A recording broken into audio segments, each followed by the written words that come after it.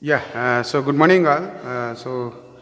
I am here to discuss something related to the first experiment of electrical engineering laboratory, basic electrical engineering laboratory, that is verification of KCL and KVL for DC circuits. Okay.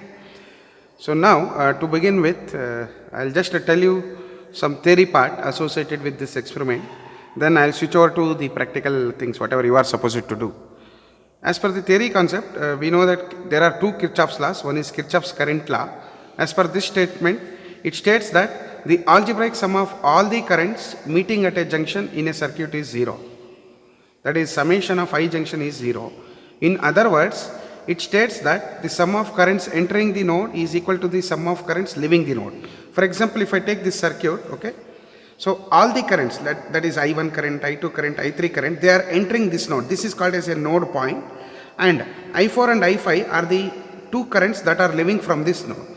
So if I try to write the equation for this, I1 plus I2 plus I3 will be equal to I4 plus I5. Means sum of all the currents entering a node is equal to sum of all the currents leaving the node. This is the actual statement of KCL.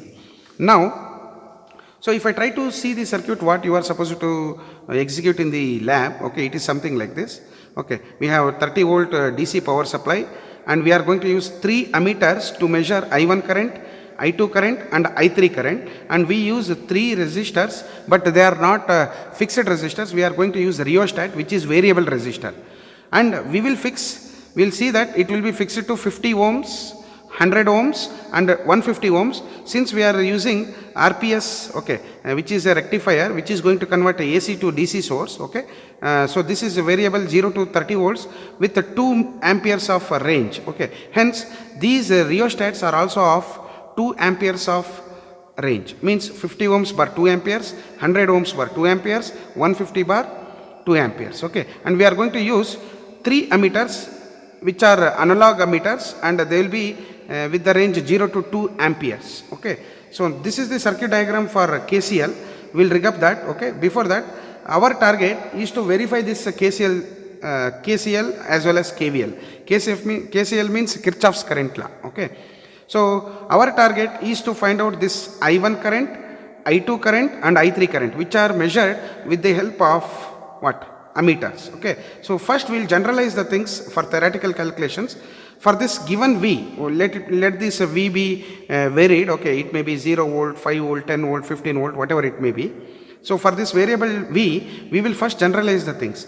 So how to find out this I1? I1 is found with this loop, okay. For that we have to take these 2 parallel resistance and find out these equivalent resistance, okay. Then if I try to find out this equivalent resistance, that is 100 parallel with 150, okay, it will result with 60 ohms equivalent, okay. So that 60 ohms equivalent, okay, it is written here, and it is in series with this 50 ohms. So if I try to write out, if I try to calculate what is its equivalent resistance, it will be around 110 ohms, okay. Then this 110 ohms, if I write the circuit, okay, it will be something like this, okay. So we have 0 to 30 volts, that is variable resistance, okay, and we have 110 ohms. If I try to calculate what is this I1 for the given loop, it will be generalized like this. So it will be, we know that V is equal to IR, so it is I1 into R equivalent circuit. So it is I is equal to V by R equivalent. We got 110 ohms as the equivalent resistance, so it will be V divided by 110 ohms, okay. So this is the first equation what we are going to get. Similarly, our target is to find out I2 and I3 also. So how to find out I2 and I3 means use current divider rule. So applying the current divider rule for this circuit, for example, you can see here I1 is there and I2 is there and I3 is there. I2 is the current that is flowing through the 100 ohms, that is previously shown. You can see here I1 is the current that is flowing through the 50 ohms, I2 is the current that is flowing through this 100 ohms, I3 is the current that is flowing through this 150 ohms. So how to find out this I2 and I3? For that, what I have written is, I have written this circuit in this way for easy understanding purpose. So this is 50 ohms through which I1 is current, and through this 100 ohms resistance, I2 is the current that is flowing through this. Through this 150 ohms, I3 is the current that is flowing through this, okay. So how to find out this I2 and I3? We use current divider rule. So as per the current divider rule, if I want to find out the current through this resistance, you have to take opposite resistance divided by sum of resistance into this particular current. That is, if I want to find out I2, it is nothing but R3 divided by R2 plus R3 into this I1. Okay, so that is how we calculate this. So if I simplify that on substitution, you'll be getting something which is like 150 divided by 200 plus 150 into V by 110. Similarly, how to find out I3? I3 is nothing but opposite resistance, that is R2 divided by R2 plus R3 into this I1. Okay, on simplification, what we will be getting is, we will be getting something like 3 by 5 times I1, 2 by 5 times I1. Means, we got I1 equation, we got I2 equation, we got I3 equation in general. So, how to find out I1? It is nothing but the supply voltage, whatever we give, V divided by 110, I2 is nothing but 3 by 5 times I1, I3 is nothing but 2 by 5 times I1. So we will retain these formulas for theoretical calculations, because as per our aim, we have to verify this KCL theorem. Okay, to verify that, we have given some circuit where we are supposed to rig up the circuit, and we have to fill this tabular column. Okay, what does the tabular column tell you? For example, you can see here, in the tabular column, what we will do, we will vary this input voltage. For example, if I show the circuit, okay, if I show the circuit, it is something like this, right? So for the given circuit, what we will do, this is a variable RPS DC supply, where it takes AC to DC, means it is a rectifier circuit which converts AC to DC supply. So this variable resistor, we will vary from 0 to 30 volts, that is the maximum limit. So we will vary in terms of 15 volts, 20 volts, 25 volts and 30 volts like this, okay, and we try to tabulate all these values. So in order to tabulate this, I want I1 value, I2 value, I3 value, and we get these values with the help of these ammeters. I1 value is got by this first ammeter, I2 value is got by this second ammeter which is flowing through the 100 ohms, I3 value is measured by the one more ammeter which is flowing through this 150 ohms. Then practically we calculate whatever we obtain, that is I1 is equal to I2 plus I3. Okay, we verify that. Theoretically also we calculate. This theoretical part I will come at the end. Okay, so theoretically we will try to calculate for 15 volts. I will show that, then I will come back to practical things and we will verify. For example, if I take V is equal to 15 volt, we just derived this. Okay, we just derived these three formulas, right? So for the given value V, let me assume V is equal to 15 volts. If I substitute 15 volts to this formula, then what you will be getting? I'll just show this, okay. So for 15 volt case 1, okay, means I am just taking this V is equal to 15 volts case 1 and I am trying to tell you what is this, okay, theoretical calculation, because I had to fill this final table, theoretical value, and that should perfectly match with the practical value, okay. For example, here for V is equal to 15 volts, we have I1 is equal to V by 110 as per this formula. So if I substitute V is equal to 15 here, you will be getting 0.136 amperes. Okay. Similarly, I2 is equal to 3 by 5 times I1. So I will be getting around 0.081 amperes. Similarly, I3 will be 0.054 amperes. Then finally, I will be verifying that 0.136 is equal to 0.136. This is verified theoretically, but same thing I had to get through practical things also. Means these are theoretically verified now. So these much values, even I had to get same values here. Maybe I1 I got 0.136. We will verify whether it is 0.136. Okay, then we will see that whether I2 is whatever we are going to get for this 15 volt with these combinations will be equal to 0.081. Then this should be 0.054, and so that we will be verifying that 0.136 is equal to 0.136 practically also. We verified this theoretically. So whatever I have written with pencil now, these are theoretical values what I got. Same values I should get for practical things also. So what I will do, I'll just erase for the time being and we will see whether we are going to get same values here or not. Okay, and we'll come back and we'll verify the KCL theorem practically also. Now, so these are theoretical calculations. We will just show for one reading. Same thing can be applied for all the other readings also. Now, how to rig up the circuit? What is the actual circuit? What is the setup? What is the practical things you are supposed to calculate? I will tell you now. Okay. You can just see here. Okay. You can just see here. I will just take out all these readings. Okay. I want to. I will retain this sheet because I had to fill that. Okay. Okay. So this is the actual setup, right? So this is the actual setup where you can see, where you can see we are having one regulated power supply, regulated DC linear power supply, which is having a range 30 volts to 2 amperes. Okay.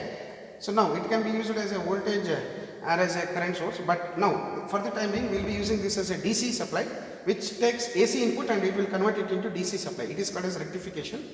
So we can vary this in between 0 to 30 volts. Okay, this is 0 to 30 volts variable DC supply. So we have 3 pins here, voltage course, where we can vary in terms of 1, 2, 3, 4 like that. There is some phi knob where we can vary 1, 1.1, 1.2 like that also. There is current knob, it should be maximum. That is very important thing. First and foremost thing is this knob should be kept at the maximum point. Okay, so that current will be available maximum and we can vary completely till 0 to 30 volts. Okay, first and foremost thing, this current knob should be maximum. Then we have 2 terminals here through which we can connect it to the circuit. Okay, and we are going to use 3 ammeters.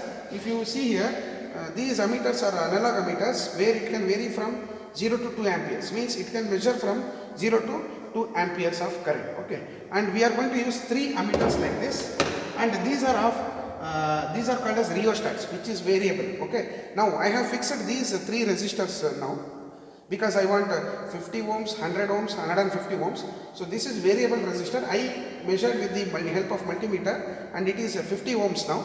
So that 50 ohms resistance is here. We call it as a rheostat because it is variable resistor. And this is 100 ohms rheostat. And whatever we have here is 150 ohms rheostat. Okay. Now, as per this circuit, okay, you can see the circuit now.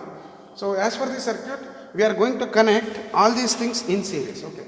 Actually, ammeter should be connected in series with the resistor. So what I will do, I will start the circuit connection. It is something like this.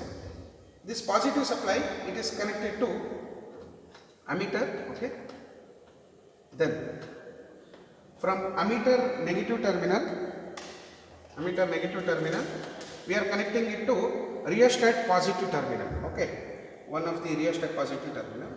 Some people they will argue there is no polarity for resistance. Actually, we can assume. Okay. Then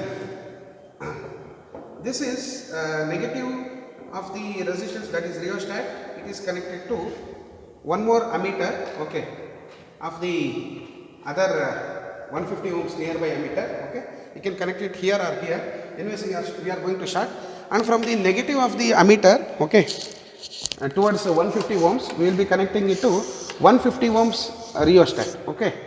Then from negative of the 150 ohms rheostat, we have to ground it. Okay.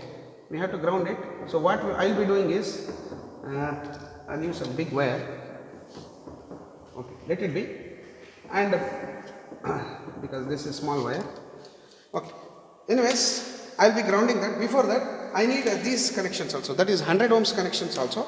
So before that, let me ground this. Okay. That is 150 ohms negative is connected to, okay, this ground terminal. Okay.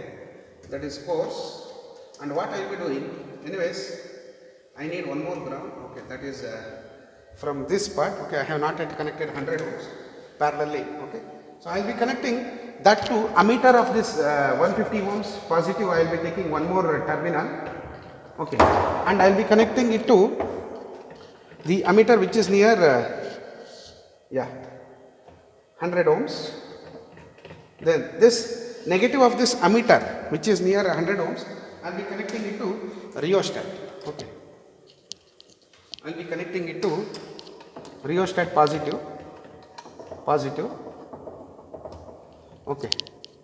And I need to connect this to ground. That is one more negative of this 100 ohms should be connected to either here or here, because all are ground terminals. You can connect it anywhere. So what I will be doing is I will be connecting these to ground terminal. So I will use okay, this ground only. Let it be.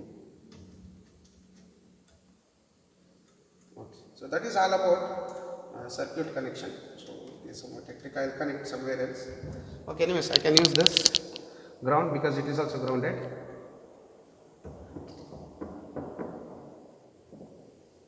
So this is all about connection.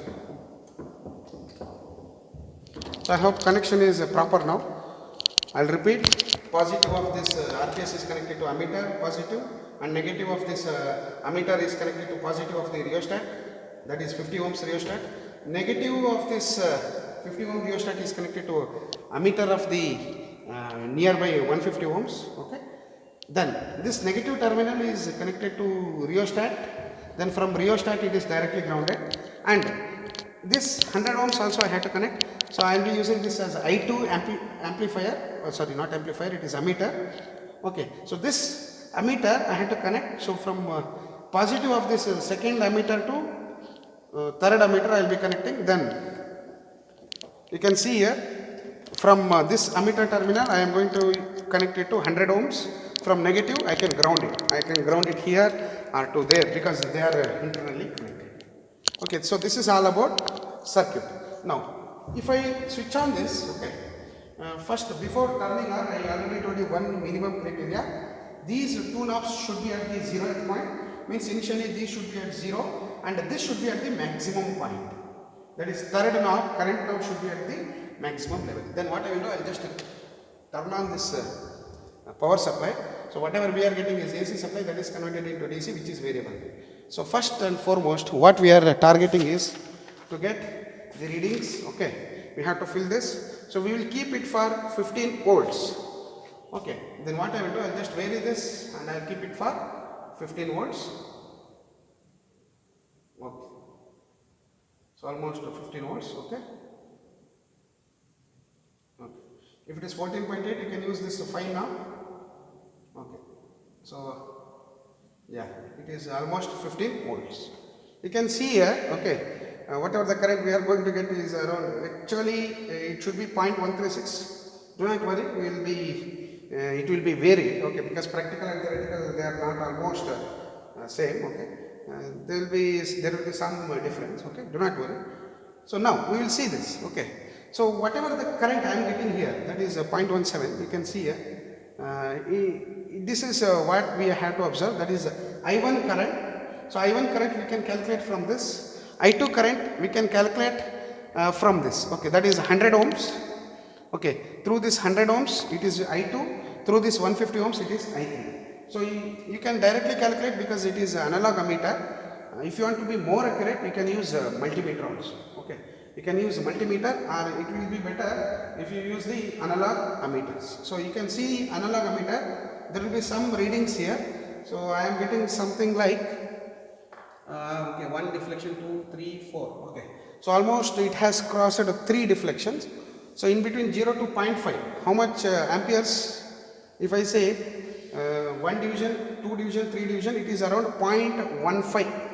Okay, I am getting around 0.15 practically. So what I will be getting is, I will be taking this reading. So I1 whatever I am getting is 0.15 amperes. So I am getting I1 reading which is 0.15 amperes here. Exactly I cannot say because it is analog ammeter. If you want exactly, I will show that later by taking the multimeter reading. Next, how about this I2 then? So whatever the I2 I can see here is around almost near to 0.1 because 2 deflections are there. So it is almost equal to 0.1 amperes. Okay, 0.1. It is not exactly 0.1, but it is somewhat less. Let it be. Then here also you can see that is I3 which is flowing through the 150 ohms. It is almost 0.5. Okay, 0.05, not 5, 0.05 because there is only one deflection. I am repeating this I1. So you can see here 0 to 0.5. So each deflection value is 0.05 amperes. I am getting around 3 deflected values through this particular ammeter. So it is 3 into 0.05 which is around 0.15. Here there are 2 deflections which is nothing but 0.1 amperes. Here I am able to see only one deflection which is nothing but 0.05 amperes. Is it okay?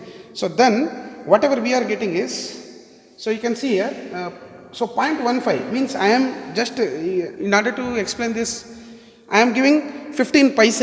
Okay, then this is splitted into 10 paise and 5 paise, just like that. Okay, it is verified. So you can just see here, I1 is 0.15. So whatever the I2 and I3 values we are getting, if I add it, that is 0.1 plus 0.05, it will be 0.15. So what I can tell you is, practically I am able to verify 0.15 is equal to 0.15.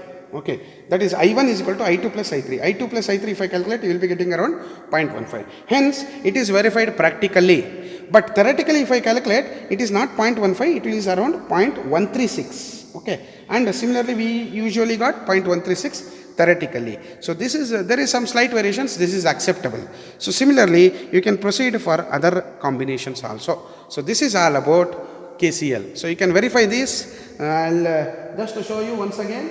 Now the practical values whatever I have obtained is these things, and theoretically I was getting 0.136. Why I am not getting 0.136 exactly means I already told you we are using analog ammeters. If you want, you can use multimeters to get accurate values. It will be 0.136 only. So that is okay, acceptable, that is fine. So you can just proceed for other readings also by varying these RPS. You can go for second reading by varying by keeping it to 20 volts, take I1, I2, I3. By keeping it to 25 volts, you can take I1, I2, I3, and by keeping it to 30 volts, you can keep 30 volts and you can take I1, I2, I3 and verify theoretically as well as practically. So this is all about KCL. Once if you are done, you just turn it off. Before turning off, you just see that everything is kept zero except this current now, then you can switch off. So this is all about KCL experiment. Okay, and we have some more part that is left out, that is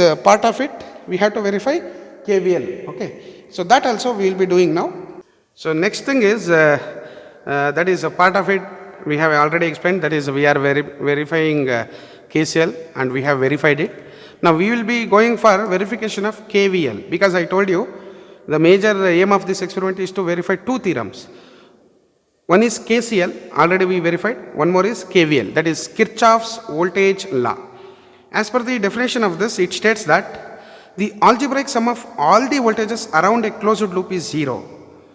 That is, summation of V loop is 0. In other words, it states that in a closed loop, the algebraic sum of all the source voltages must be equal to algebraic sum of voltage drops. What I mean to say is, if you take the simple circuit, okay, you can see here the variable RPS circuit, and we have three resistance. Since it is variable, I can call it as a variable resistance.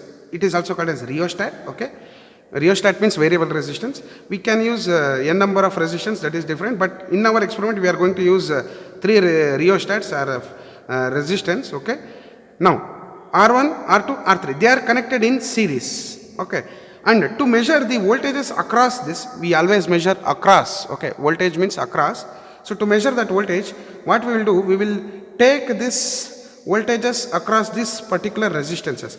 To measure V1, that is through or across this R1 resistance, we usually take voltmeter V1 reading. So across this we will connect one voltmeter, across this R2 we will connect one more voltmeter, across this R3 we will connect one more voltmeter. So we require three voltmeters, three resistance which are connected in series to the supply voltage. Now as per this statement, what we have is this total supply voltage. Just like if I am giving 100 rupees, this should be shared within these three people. That is three resistance, they have to share this total 100 rupees given by source supply. So it may be different. Some may share 20 rupees, some may share 30 rupees, some may share 50 rupees depending upon their capacity values. Okay, so we give different resistance and we see that the shared amounts will be equal to the sum of this voltage, just like that. Okay, so V is equal to V1 plus V2 plus V3. V1, V2, V3 are the drop voltages. V is the supply voltage. Hence, as per the KVL, the source voltage should be equal to sum of all the drop voltages. That is, V is equal to V1 plus V2 plus V3. That is the actual Kirchhoff's voltage law. Then we see that this is the actual circuit. Okay, so if I tell something about this, we are using a variable RPS supply which can vary from 0 to 30 volts, which is a DC source. Okay, then we will be using R1, R2, R3, 50 ohms, 100 ohms, 150 ohms with the 2 ampere ratings. Why this 2 amperes ratings? I already told you. We are going to use a 2 ampere DC source.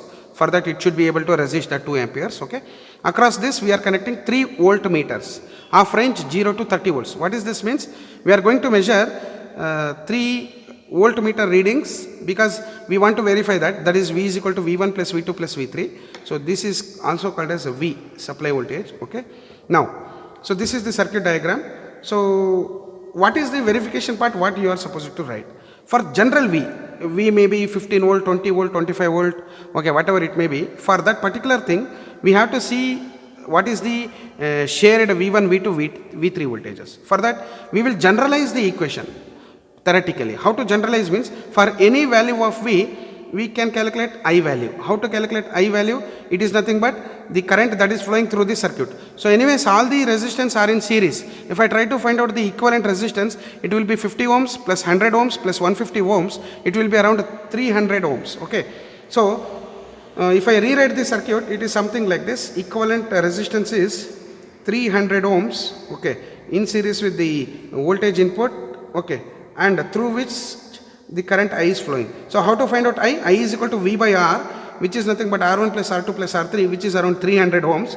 So this is V, okay. So V by R, which is nothing but V by 300, it will be the I value, okay. So this is what we are supposed to calculate. After knowing this I value, what is there? In order to find out V1, you just multiply I into R1. In order to get a V2 value, I into R2, because I is the current that is flowing through this resistance. How to find out V3 value? I into R3, because V is equal to IR. So V1 is equal to I into R1, V2 is equal to I into R2, V3 is equal to I into R3. So this is a final conclusion. Theoretically, whatever we are going to get, it is something like this. What are the actual things we are going to derive means, we found that I is equal to V by R equivalent, which is nothing but 300 ohms. After finding I value, we can just substitute I values here to find out V1, V2, V3 for the known R1, R2, R3 values. Anyways, we know that R1 value is fixed to 50, R2 is 100 ohms, R3 is 150 ohms. So using these formulas, I will find out V1, V2, V3, and we will verify V is equal to V1 plus V2, V3. That is all about KVL verification. So we will go for the circuit connection now. So already I showed the circuit connection, okay. Already I have shown the circuit connection. It is something like this. We will connect all the resistance in series. We will follow the same order, 50 ohms, 100 ohms, 150 ohms in a series. Okay. So you can see all the rheostats. Okay. It is 50 ohms, it is 100 ohms, it is 150 ohms. They are in series. We will connect them in series.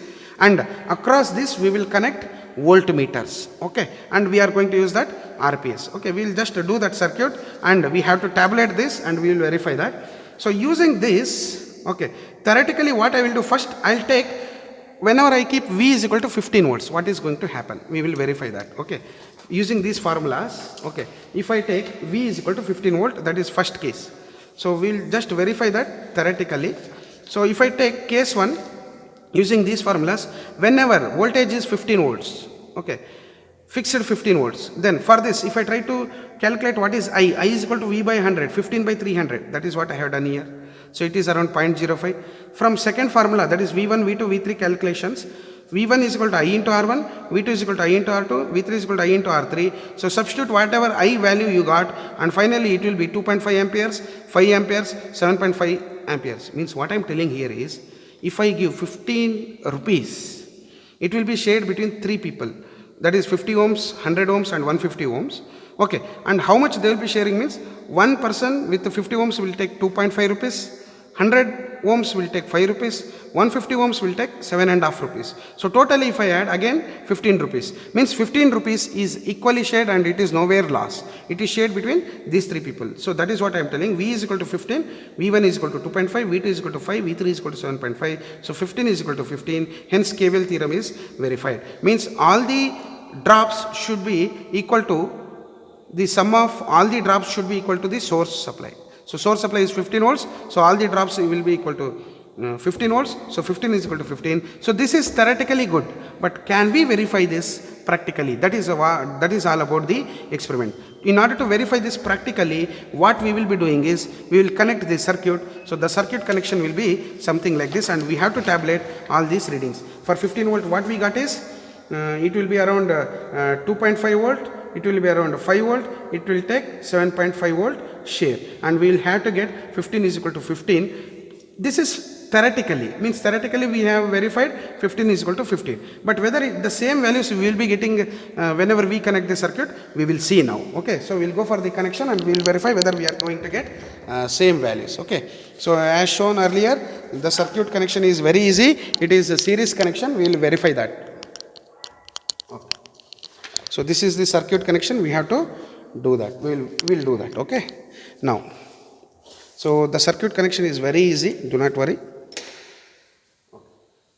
So if I same setup, only changes is instead of ammeters we are going to use voltmeters. So you can see the voltmeter, this is going to read from 0 to 30 volts. So 0 to 10, 10 to 20, 10, 20 to 30. So each division is having 1 volt because 10 divisions are there. So it can measure from 0 to 30 volts. So these voltmeters, analog voltmeters, we are going to use in our experiment. Okay. Now, so same case as earlier said, we are going to use AC to DC converter, that is a rectifier, and this is called as regulated DC power supply, which can vary from 0 to 30. First two knobs should be minimum. This is correct knob which should be at the maximum level. Okay, just keep it to maximum, and these should be at minimum. Then plus and minus is there, so we will connect it. So this is 50 ohm resistance, 100 ohm resistance, 150 ohm resistance. We have to connect all in series. Later we can connect all the voltmeters parallelly. So what I will do, for the time being, I will just keep all these voltmeters aside. Okay, for easy connection, because connection is also an art. Okay, then what we will do, we will take all these in series and we try to connect. First we will take supply, positive supply. Okay, positive terminal of this RPS, we are getting DC supply, AC to DC converter. Okay, then we are connecting into positive of the rheostat. Then this negative of the rheostat, okay, we have to connect it to what? Positive of this, okay, rheostat. Then this negative of this rheostat have to connect it to what? Positive of the 150 ohms. Okay, similarly. Then finally what we have is this should be grounded, means this negative of this is connected to complete loop. This is just like a loop. Okay, this is just like a loop circuit. So what we will be doing is we are completing the loop. Okay, so it is very easy circuit. You can remember like this. Forget about voltmeters for the time being. Positive is connected to positive of the resistance, then negative of this resistance is connected to positive, positive is connected to negative, just like that. Okay, and we complete the loop. Across these we need 3 voltmeters. So we will just use 3 voltmeters and we will complete the circuit, because I want to measure the voltage across this R1, voltage across this R2, voltage across this R3, for which I am going to use voltmeters. Always we measure voltages parallel, okay, across this. Okay, so we want 6 wires for connecting this. Okay, 3 voltmeters. So what I will be doing is I will connect all these voltmeters across this.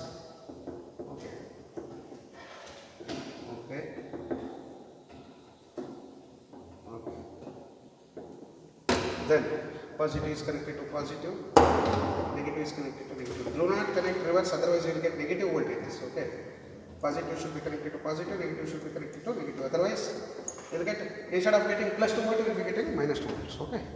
Okay. Then 2 more voltmeters. Okay, I will be connecting it here.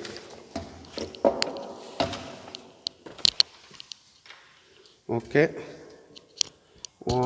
Negative is connected to negative, positive is connected to positive. Okay.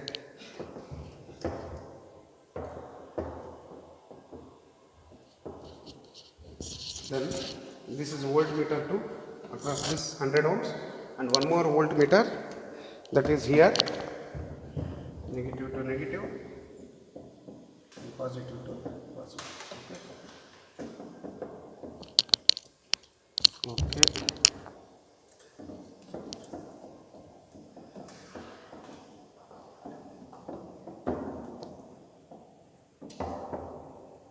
Okay. So this is a third voltmeter. So we have connected all the voltmeters parallelly. So this voltmeter V1 will take the readings of this R1 rheostat, R2 rheostat and R3 rheostat. 50 ohms, 100 ohms, 150 ohms. Now what we will do, it is very easy. Okay, after this connection, we just turn on. Before that, you should see that the current now is at maximum point, these two are at minimum point. I'll just turn on this. Then first reading, as earlier said, I'll be targeting on these tabulations. Okay, so what is the tabulation? I'll keep 15 volts. Okay, means I'll keep 15 volts and I'll take V1, V2, V3, what is the voltage. So just see that by keeping 15 volts, just like 15 volts, I'll take what is the V1 reading, what is the V2 reading, what is the V3 reading. So if I measure V1 reading, it is almost 2 point something. I'll just take it as 2.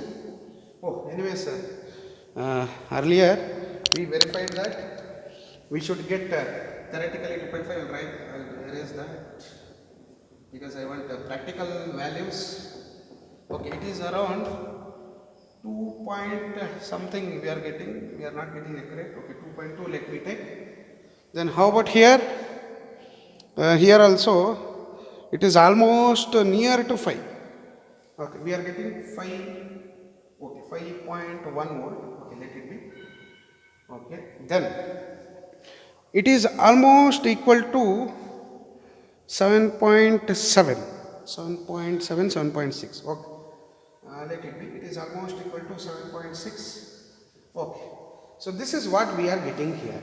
So if I try to tabulate all these values, so this is all about tabulation, V1, V2, V3 values. Okay, so this is what we got. Means by giving this 15 volt supply, I am able to get V1 value which is 2.2, which is almost 5.1, which is almost 7.6. Okay, so if I try to verify this on adding all these values, how much I will be getting? That is V is equal to V1 plus V2 plus V3. So how much V1 I got? 2.2. Okay, plus how much V2? 5.1 plus 7.6, 6, 7, 8, 9. Almost 14.9, means almost you are getting accurate. Means if I give 15 volts, you are getting almost 15 volts. So 15 is almost equal to 14.9. This is practically achieved. So even theoretically also we observed that instead of 2.2 I was supposed to get 2.5. Instead of 5.1 I was supposed to get 5 volt. Okay, almost same. Instead of 7.6 I was supposed to get 7.5.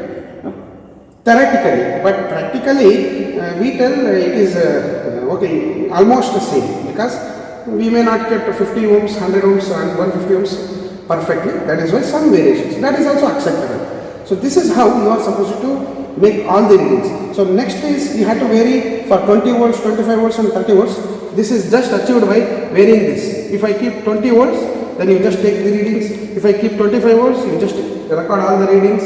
If you keep 30 volts, you just record all the readings and tabulate theoretically as well as practically. Okay, so that is all about this KVL verification. So I am verifying both KCL and KVL successfully, practically as well as theoretically. Both values are perfect. Okay, so that is all about the experiment. Thank you.